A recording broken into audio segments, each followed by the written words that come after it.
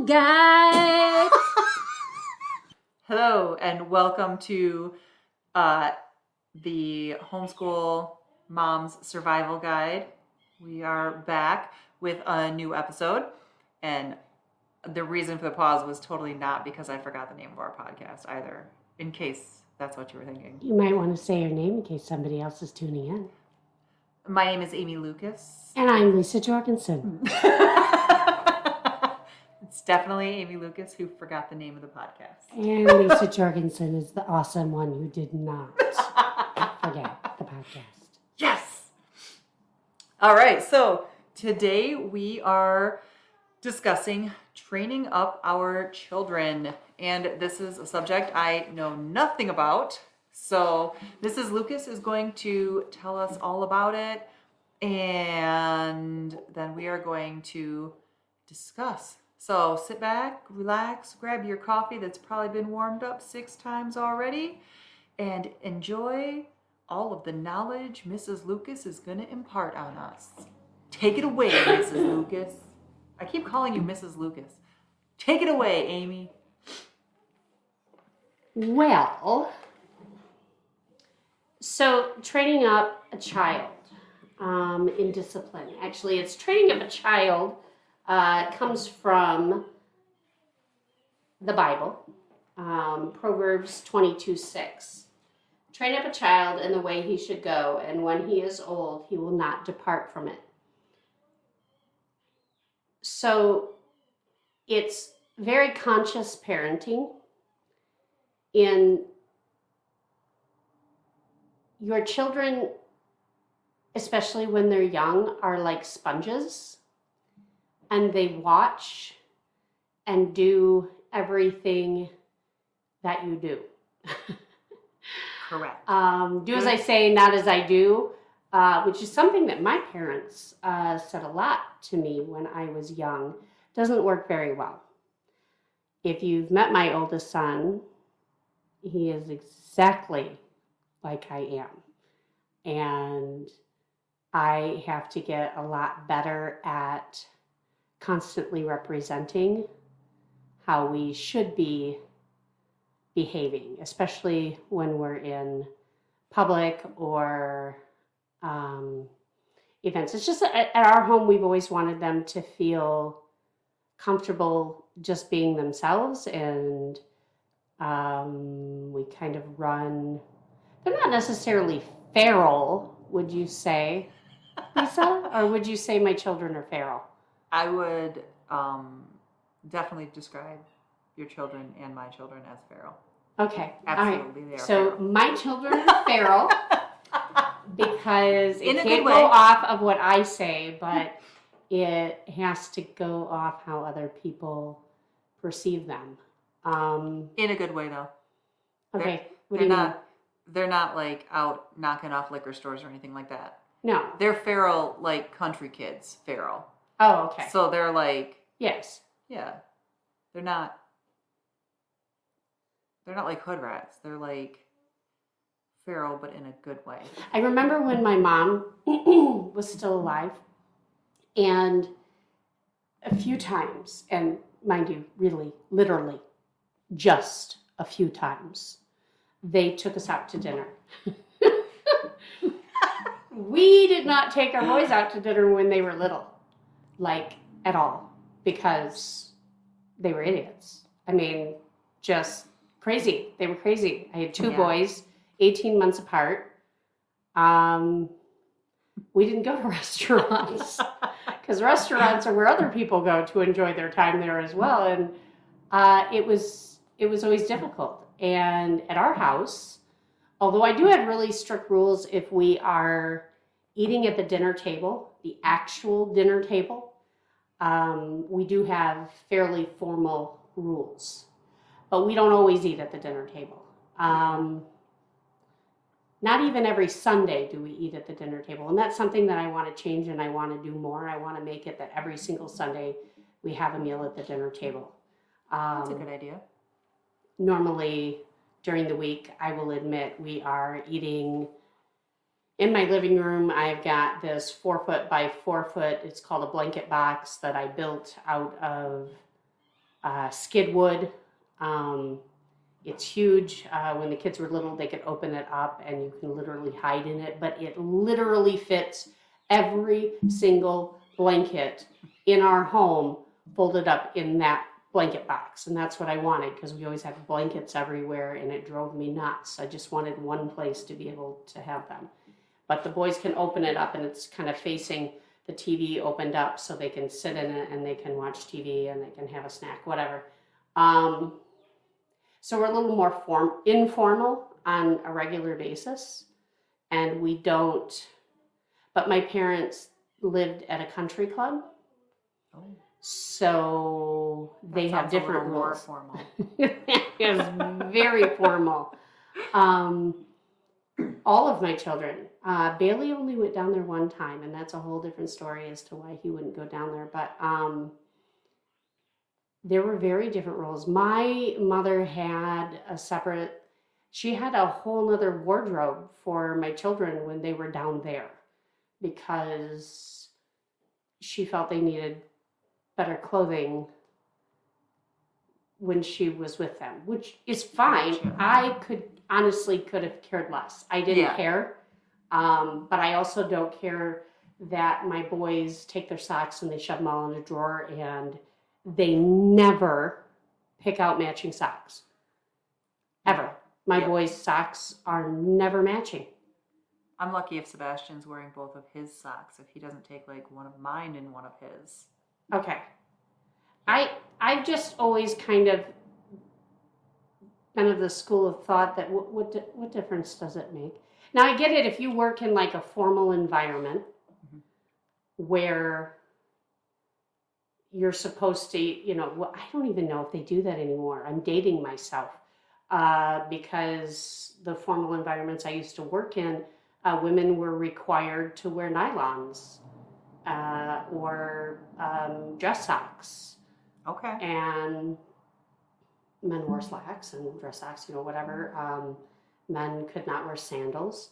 As I got late in my career, though, near the end when I stopped working, I mean, some of those rules lightened up a bit. Women could wear skirts without stockings on, but that was just weird to me that a woman would wear. And here I sit in a skirt that I do not have stockings on now. I was just going to point that out. Yeah, I don't, and I'm barefoot.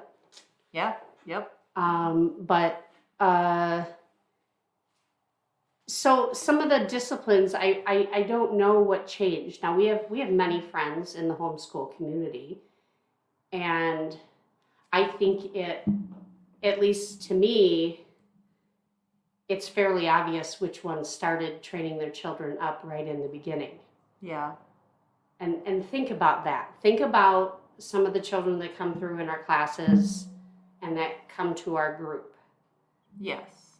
It is very obvious the ones that are very quiet and respectful, and there are definitely categories of behavior with the kids. You definitely have ones that are very well behaved and have a lot of self-control, and then you have the ones who are a little bit less self-controlled, and a little bit louder and a little bit crazier. So yeah, I don't know. I never really noticed, or I guess I never really attributed it to different upbringing styles, I guess. I just assumed it was more a personality difference, but I'm just learning about this training up of children. So yeah, so maybe after you're done teaching me about it, maybe moving forward, I will look at the kids and be like, I know how your parents trained you up. Well, I'm going to give you the book to read, so you can read it and you can understand. There's a homework assignment with this lesson? Yep. The book is called To Train Up a Child by Michael Pearl and Debbie Pearl. This is not a plug for the book. This isn't a sponsorship. This is just a personal recommendation. It's something, I'll be honest, when my daughter was little, somebody gave me a copy of the book, and I laughed, and I never looked at it. And it wasn't until the boys were 5 and 6, maybe 6 and 7, that somebody gave me the book again. And obviously there's a whole part of the book that is meant for infants, like from birth. And I always had the perception that it was almost abusive. Okay. And that changed for me when I actually took the time to read the book. So what part of it did you find abusive, and what changed about that? So I grew up in School of Hard Knocks. School of Hard Knocks meaning, well, one,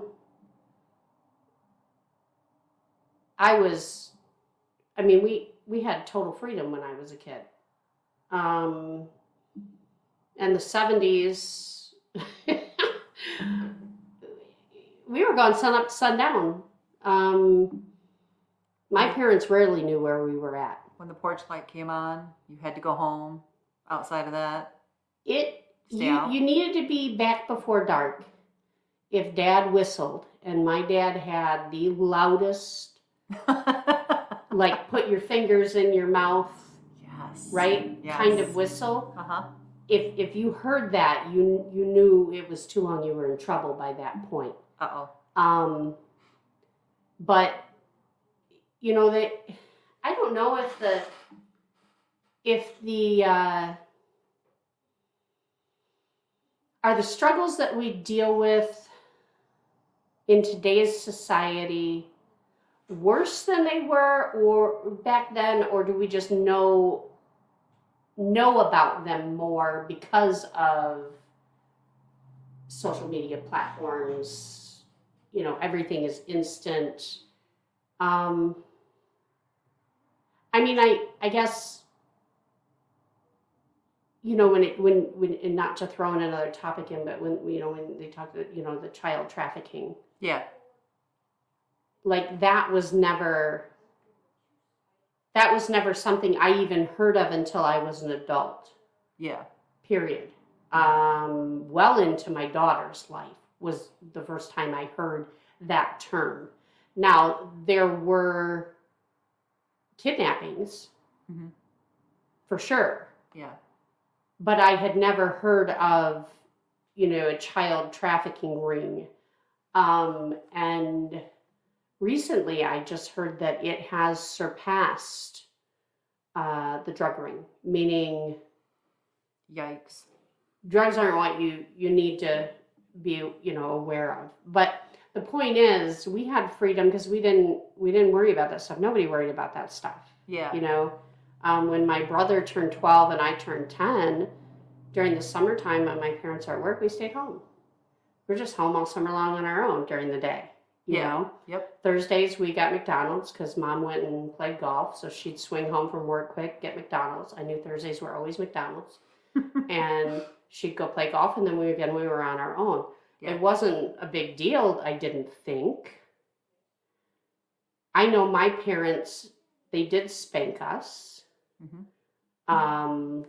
I don't remember getting spanked for everything. It had to be talking back. Okay. Or complete disobedience. Yeah. I remember one time my dad took me to, I can't think of the name of the place, but it was like a flea market. The name's like right there, and I can't think what it is. So if it pops up, I'm going to say it. But it's not there anymore. It was in Benton Harbor. And he bought us ninja throwing stars. So, as you do by your children. Especially when they're home by themselves unsupervised. This is exactly the kind of thing that you should be buying for your children. And there's a lot of sarcasm in my tone right at this moment, if you can't pick up on it. But we had the dog-eared picket, like not dog-eared, I think it's the pointy, the picket a 6-foot fence Okay. going around our whole yard, Mm-hmm. right? So what else would you do with throwing stars when you're there by yourself, but throw them at the fence? Yes. So my dad came home from work and 2 whole sections of the fence were, I mean, obliterated. Like termites or a woodpecker had gotten in there. Like throwing stars had been thrown at them all day long, and my dad had to replace 2 whole sections of fence. I remember getting spanked for that one. Yeah. Okay. But we behaved in public. We weren't disobedient in public. We weren't. Now, I didn't have the conversation skills that my boys have in public. Like, my boys are not afraid to have legit a full adult level conversation with a stranger and hold that conversation. I think that's an earmark of homeschool children. They seem to all talk to adults like they're all peers, whereas you get kids who are raised in the public schools, and they're taught that there's adults on one level and children are kind of a lower level, and you don't speak to adults the way adults would speak to one another. That's one thing I love about homeschool kids is they all seem to be better equipped to be able to converse with adults. I agree. Talking to adults is something that I avoided for a really long time, even as an adult, mind you. But where did we get that? I mean, then I wonder to myself how, if my parents didn't train us up, why were my brother and I, maybe it was just fearful. Maybe it was just fearful of disobedience when they said to us, we're going to go in here, you guys will behave. We just did it. I think it was a different culture. I mean, now if you spank your kids, you could end up with having Child Protective Services at your door for abuse. And back when I was growing up, I mean, they could wallop you right in front of the teacher and absolutely nothing would happen other than the teacher might laugh at you for getting whacked by your parents for disobedience. And now, I mean, now anything that you do to discipline your children is looked at as abusive or inappropriate or whatever. It's just discipline is kind of like thrown out and replaced with participation trophies, where everybody's child is perfect and wonderful and should be awarded for every single thing they do and should never ever have a feeling that they failed on anything. Okay, do you agree with that? Do I agree with what? Participation trophies for everyone. No. If you failed, you failed. Try harder next time. I do believe that we have lost sight of if you want something bad enough, you have to put in the work Exactly. to earn it. Yep. I do not accept participation trophies when the participation trophies are given. In fact, the last time the participation trophies were given to my boys, they handed them back and said, "Thank you, but no thank you. We don't do participation trophies." Yeah. They're ridiculous. Like, if you didn't win, you didn't win. It's okay to not win. You don't have to be the best at everything. It's actually okay to just play the sport just for the fun. Yeah, but you don't need to be told that you're a winner if you didn't actually win. That's dumb. And kids have to learn how to deal with disappointment. And if you shelter them from disappointment their entire lives, then when they get into the adult world, there's nobody there to shelter them from disappointment. And we end up with adults who are screaming and throwing temper tantrums and crying in public because they don't get their way. And we end up with the society we have right now. I have one product of that. I have one that I did not discipline in any way. And in fact, it was the opposite. I didn't want her to feel an ounce of sadness or hurt ever, and it completely backfired. Yeah. Completely backfired. And that is a huge regret that I have paid for. So reeling this back in, the origins of training the child up are biblical. What even some churches have done, have taken and they have removed the word should.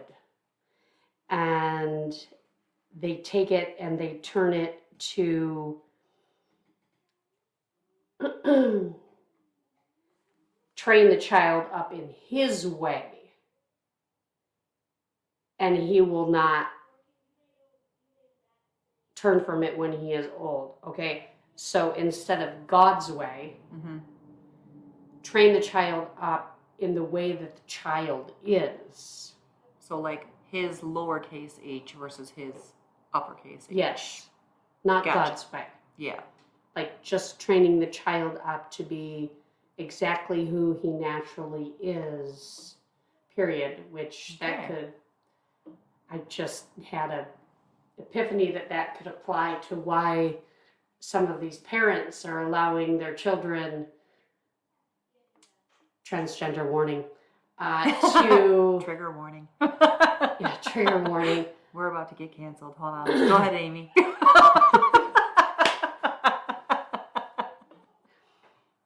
To change their genders. Yeah. Because they say that they're the other gender. Yeah. My children played pretend too, but I was very clear. That's fine. You can put that on. But you are a boy. And if you continue to put that on, you're going to have to answer for the reason why you're a boy and you're wearing that. And very quickly they understood that was, okay, I get it. That's wrong. All right. Sebastian identified as a raptor for 3 years. I didn't allow him to transition. I'm probably a bad parent. Did his scales ever come out? I'm just curious. They didn't. But what about tail? I mean, if we had gotten like maybe some Jurassic Park genetic therapy, Ooh. maybe. Ooh. I mean, his goal in life until probably a year ago was to become a scientist and to find a way to combine his DNA with raptor DNA. So is that Velociraptor? Yes, Velociraptor. Does he understand that velociraptors are not exactly the kindest of the dinosaur kingdom? I think that might have been part of the draw. Again, my child is feral. All right. And sometimes when he eats steak, he likes to gnaw on it and talk about how he's a carnivore. My child will pick his steak up with his hands if we were at home and chew on it like he is a raptor. So again, this isn't a promise that your children would train up.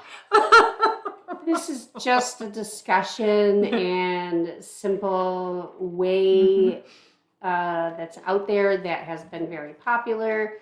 It's from, I believe the book was published in 94, so it's been around for a while. Yeah, almost 20 years. Possibly, I don't know. Almost 30 years, I can't do math. Right. But it talks about when they're little, that you have influence over your children because they're like sponges. Yes. So how you behave and how you model your behavior is kind of where their behavior comes from. I could definitely see that. My child behaves exactly like me. Yeah? How so? Well, Sebastian has the same sense of humor I do. He has the same lack of filter that I tend to have. He picked up a lot of my not so great traits. We're both diagnosed ADHD. I'm ADD,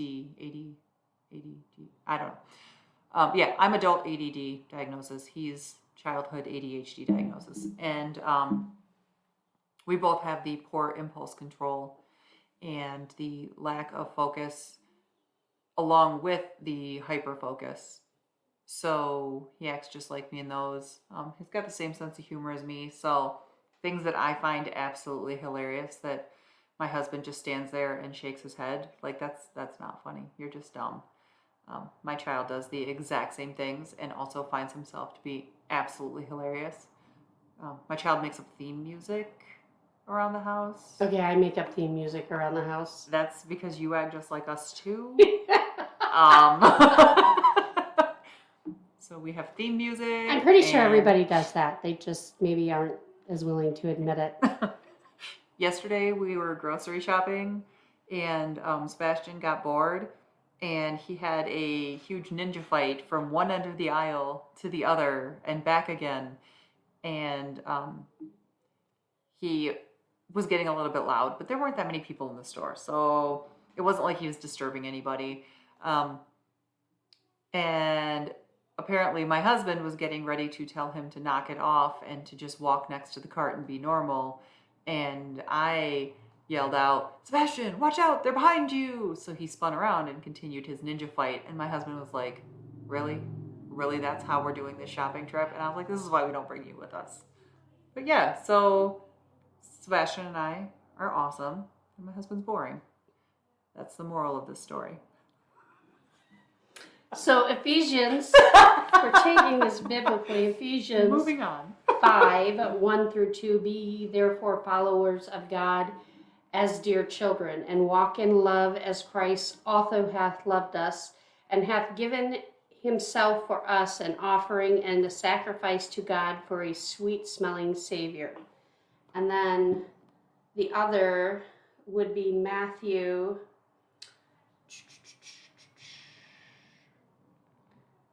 5:16. Let your light so shine before men that they may see your good works and glorify your Father which is in heaven. So really what that says to me is the way that we behave, especially when we're around other people. And I've said this tons of times before. Christian is something that people should call you, not you call yourself. So really when you're around other people, you should be walking in the way that Christ would be walking. And I don't know, maybe he wouldn't be doing theme songs as he goes down to the grocery store, which, I don't know. I don't know. I think he would. I think he would just have like the best theme music. I feel like I just got us canceled by a different group of people. So the thought process is when they're young, they don't know the difference between good and evil. Correct. And you have to tell them the difference between good and evil, and that's training them up. Okay. What kind of methods does this, I don't want to call it a style, this thought process? No, I don't know the words I'm trying to use. What methods would they suggest for training up a child? Well, teaching a child? this book is pretty clear. And it is spankings. Okay. It's not spankings in a way of anger. They are spankings in a way of communication. Taking your child to another room, your church, to another area where no one's at, never demeaning, never dehumanizing your child in front of other people. just quickly and swiftly and firmly taking them to another location, the way that we did it. And yes, I spanked my children from around probably age 6 through 9 or 10. They're still crazy. They're still feral. But when it comes to the hard, I feel like it made a huge difference in the things that really mattered. But, you know, I would take them to the bedroom, and we discussed this ahead of time. My boys were obviously older, and so I didn't do this from birth. If you read the book, you'll find out that there are distinct differences in how you do this when they're, you know, a child versus how you do this when they're older. There's actually, I'm trying to think off the top of my head, the one, there's one that comes after this, and I think that's the shepherding a child's heart, which kind of deals with the older child. But for a younger child, like they don't understand the difference between right and wrong, you know, when they're really little. And I'm not saying that spanking, I'm not condoning that that's the way to do it. It doesn't have to be necessarily spanking. It just has to be something so distinct and unpleasing that they can correlate that if I do this that I really hate is what happens. So they learn very quickly not to do that. In the, you know, evolutionists in the animal kingdom, there's no difference, you know, so they think that we're no different than animals. Show me one that doesn't train up their cub, their, you know, whatever, the lions, the tigers, whatever. They do the same thing. Otherwise, their small little animal is not going to survive. Yeah. I've definitely never seen a lion give their cub a participation trophy for failing to hunt correctly. Nope, not at all. No. But it's no different, especially in this day and age. This doesn't have to be taken. I know I've referenced biblical, and that's because that's how we're trying to live our lives, and that's our choice. Yeah. And you didn't, and I respect that. That's right. How you do you is fine. But what I think is, here's the long and the short of it. I think that more and more in society, people are becoming burdened with the ability or burdened with the task of teaching their child to be good humans. Yeah. And they're resting it upon the schools for them to get all of their information.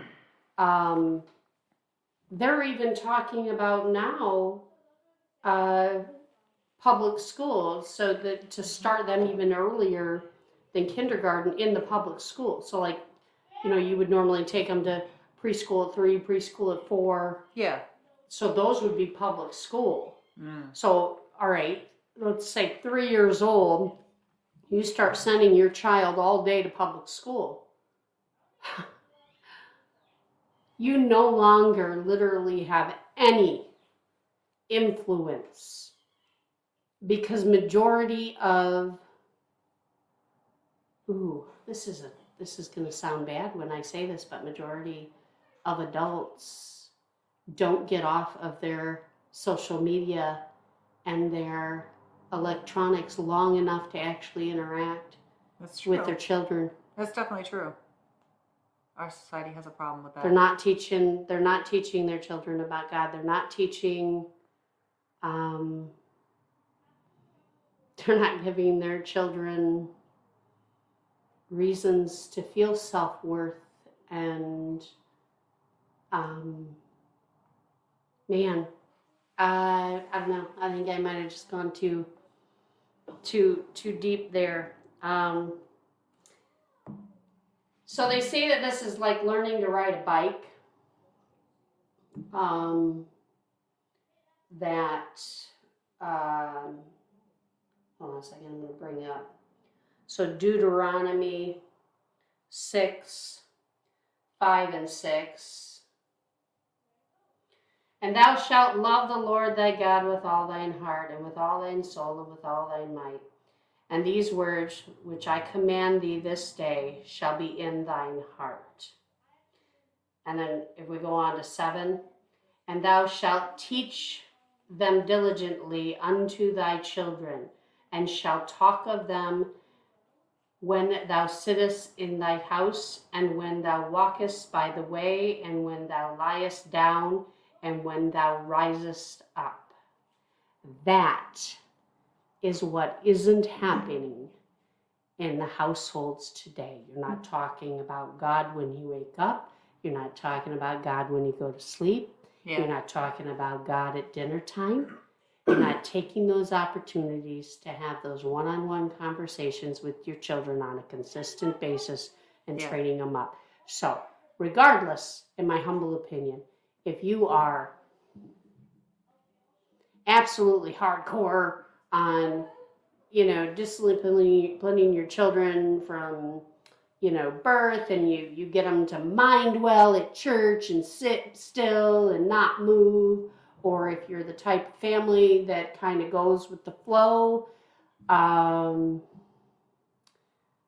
if you're a family, I guess, that doesn't even believe in the Bible, you still have to take that time with your children and building those relations with your children. Otherwise, you give them no reason to stay close with the family. True. To stay close with God. Yeah. You spend a lot of time with your son. Mm-hmm. And I know that your son is rooted in Christ. Yes. Because recently, can I say what he did? Or do you want to tell what he did? No, go ahead. So, Lisa's son wanted to earn his own money so that he could buy a case of King James Bibles for his Patches the Pirate group that he goes to. When I heard that, I cried.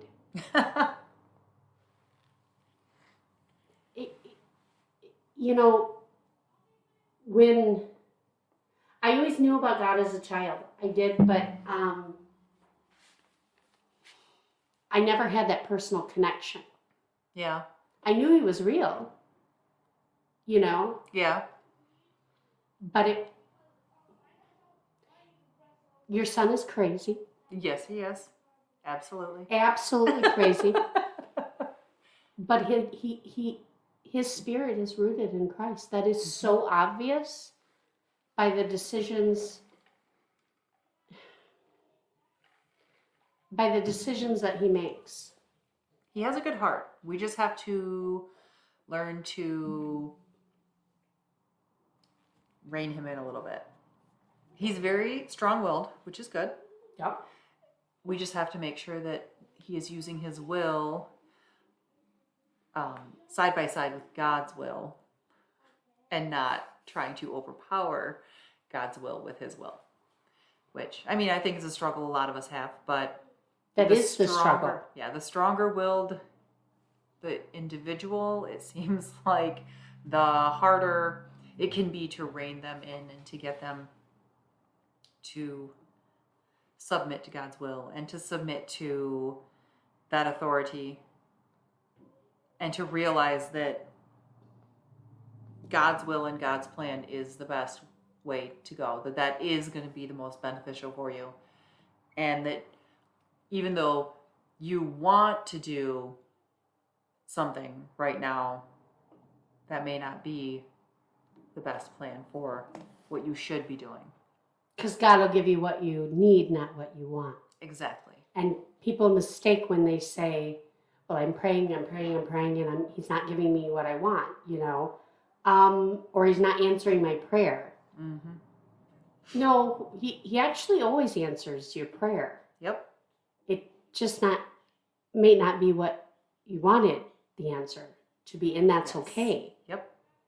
But as soon as you quiet your heart and you just let God, you get opened to a whole world of beautiful possibilities. People forget that God is God, not a genie. Mm. He is not there for you to put in your order.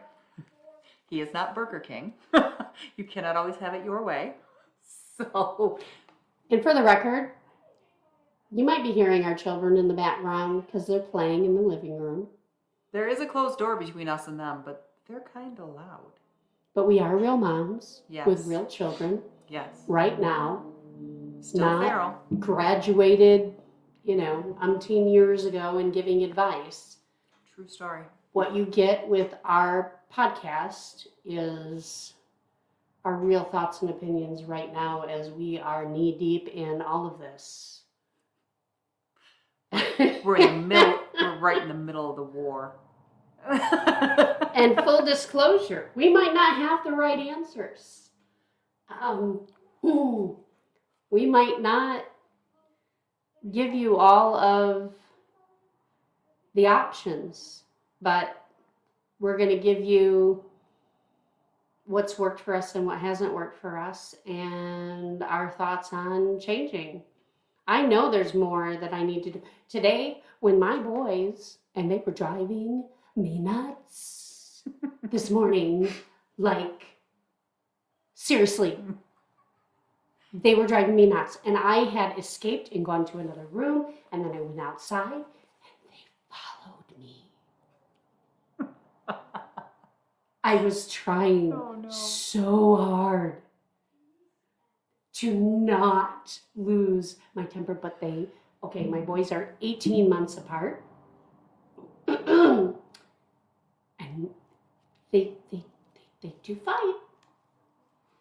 They probably, I don't want to say they don't get along more than they do get along, but when they don't get along,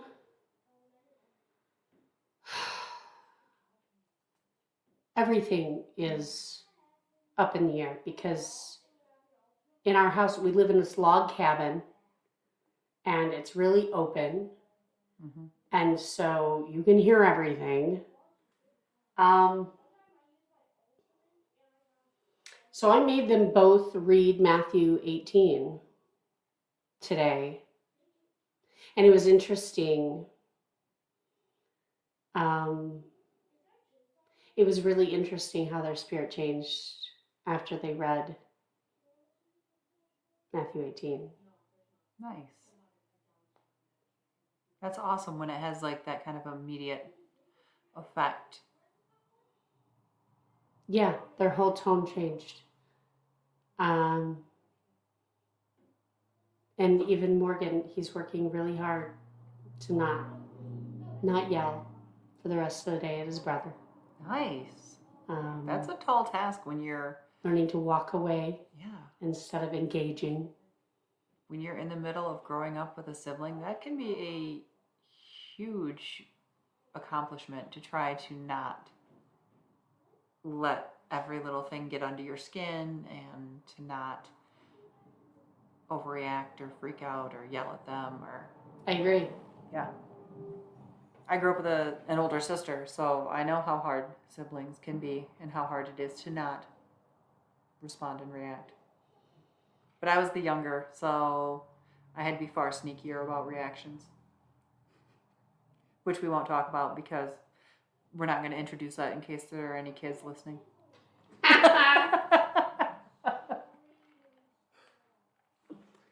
Well, let's see. What else did I put down here for my last notes? The last note that I put down was too much freedom in younger years will result in resistance of structure and discipline later. That sounds right. You have to have restriction and guidelines, and especially in like the formative years. Once you have that basis of discernment, of being able to tell the difference between good and evil and what's right and what's wrong, and knowing what you need to do, and knowing the difference between knowing what you need to do versus what you want to do, then having that freedom makes a little bit more sense. But when you're really young, giving them too much freedom just is basically just giving them a rope to hang themselves with, because they don't have the skills or the knowledge yet to be able to handle the freedom that you're giving them. So it makes sense that you would not want to give them too much freedom as they're younger.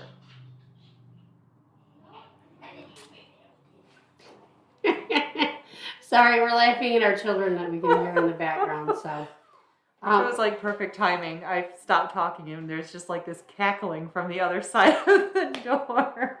That was great. So I agree with you. I do enjoy the fact that I think you're a lot like me, and I do allow my children to fail. Yep. I think they're good lessons, but we probably do have more feral children because we've got a lot of property, and they've got. I mean, it's a wonderful thing for them to be able to just go out and be able to do things out on the property, but young minds also too can get in trouble, and they can make bad decisions, but bad decisions aren't necessarily bad decisions. They're just the wrong decision, and they have to sometimes make those before they will learn. I mean, some people in general, you can tell them 50 million times what the right answer is, and until they figure it out themselves and they experience it, they're not going to really get or understand what you meant. But then they'll be like, aha, now I remember you said that. Now I get it. And now I get that. Yep. So, all right, well, that's all I have. All right. So we will be with you again next week and talking about a new topic. If you have any comments you would like to leave, or any questions, anything you would like to talk to us about or hear us talk about, any topics, let us know on our social media. Amy, where's our social media? Yeah, that's funny. I was just thinking about that. So right now we're on Facebook, we're on Instagram, we're on Rumble. I'm looking into Spotify, and I had someone ask about Apple Podcasts. Yes. And I'm sure there's going to be a few others, but if you just find us on one of those, under Homeschool Mom's Survival Guide, we will provide links to all the locations that you can find it. We want to make it as convenient as possible for people to join us. And if you're on there, don't forget to like and subscribe and share us out. Maybe we can be a joy and be helpful to someone who needs it. Take care. Love you guys. Bye.